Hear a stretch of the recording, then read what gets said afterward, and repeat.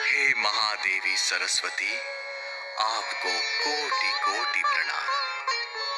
हे माता सरस्वती, आप ही समस्त इच्छाओं को पूर्ण करती हैं। हे ह्रीं स्वरूपिणी सरस्वती, हम आपको श्रद्धा सुमन समर्पित करते हैं। आप हमारे बुद्धि, विद्या एवं ज्ञान तंत्र की रक्षा करें।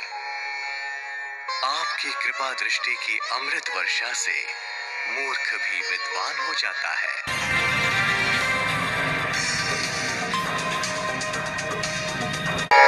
पद्मासन स्थिते देवी परब्रह्म स्वरूपिणी रमेशी जगन्माता महासरस्वती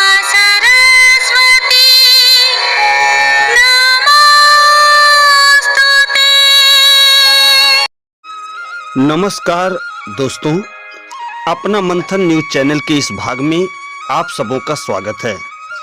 चैनल के माध्यम से आप सबों को माता सरस्वती की उत्पत्ति की कहानी सुनाएंगे।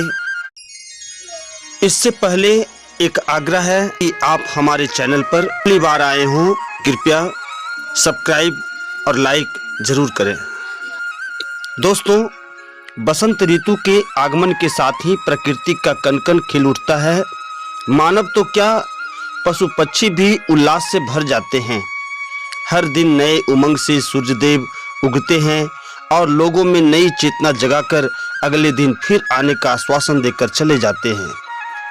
ऐसे तो पूरा महीना उत्साह देने वाला है, परंतु बसंत पंचमी का पर्व भारतीय जनजीवन को अधिक प्रभावित करता है।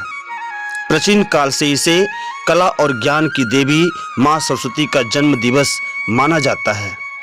बसंत पंचमी के दिन माँ सरस्वती को प्रसन्न करने के लिए उनकी आराधना करनी चाहिए। यह दिन शुभ माना जाता है। जो भी विद्यार्थी इस दिन स्नान आदि कर माँ सरस्वती की पूजा करते हैं, माँ सरस्वती उन पर अपनी कृपा बरसाती है, मन को ज्ञान के प्रकाश से भर देती है। ऐसे विद्यार्थी की स्मरण शक्ति के साथ ही ज्ञान अर्जन की जिज्ञासा भी प्राप्त होती है। उपनिषदों की एक कथा के अनुसार सृष्टि के प्रारंभिक काल में ब्रह्मा जी ने जीव की रचना की, खास तौर पर मानव की रचना की। वे अपनी रचना से संतुष्ट नहीं थे। उनका मानना था कि रचना में कुछ कमी रह गई है, जिसके कारण चारों ओर घोर मौन छाया हुआ है। इस समस्या के निवारण के लिए उन्होंने अपने कमंडल से अंजलि जल लेकर छिड़का और भगवान विष्णु की स्तुति की। स्तुति से प्रसन्न होकर भगवान विष्णु उनके समक्ष प्रकट हुए।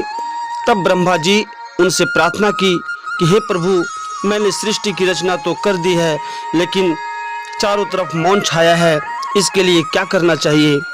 ब्रह्मा जी की समस्या जानकर भगवान विष्णु ने आदि शक्ति माँ दुर्गा का आवाहन किया। भगवान विष्णु के आवाहन से माँ दुर्गा प्रकट हुई। तब दोनों देवों ने माँ दुर्गा से इस संकट को दूर करने का निवेदन किया। दोनों देवों की बातों को सुनने के पश्चात माँ दुर्गा के शरीर से श्वेत रंग का एक तीव्र तेज प्रकट हुआ, जो एक दिव्य स्त्री के रूप में बदल गया। वह दिव्य स्त्री चतुर्भुजी नारी का था, जिसके एक हाथ में बीना और दूसरे हाथ में वरमुद्रा थे। शेष दोनों हाथों में पुस्तक और माला थी।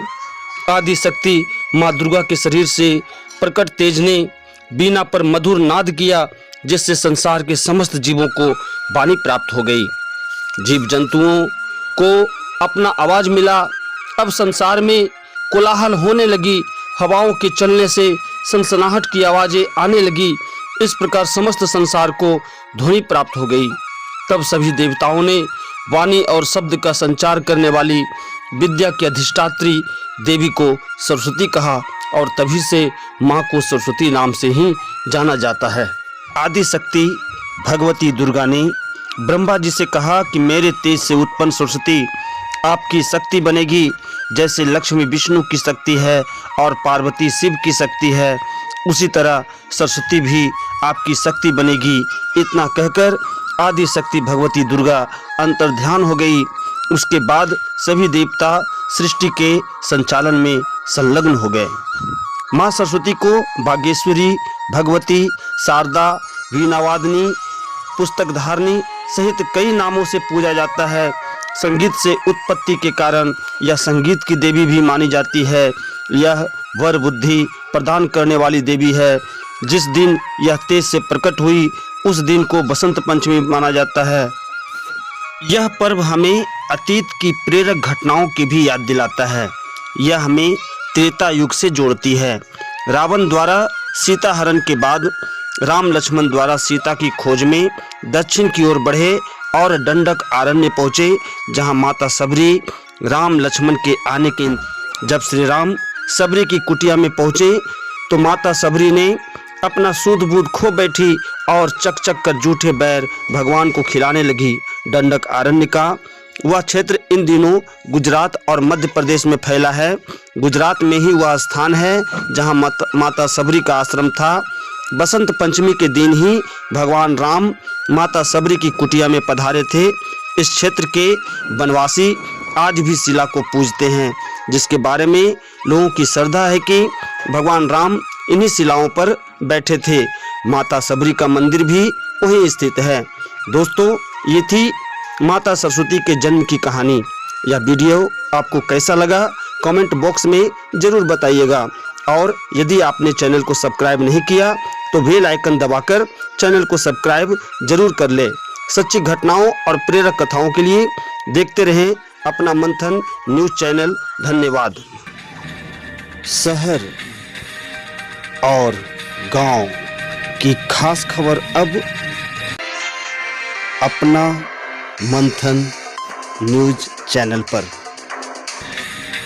खबरों से अप टू डेट रहने के लिए अपना मंथन न्यूज़ चैनल को लाइक एंड सब्सक्राइब करें।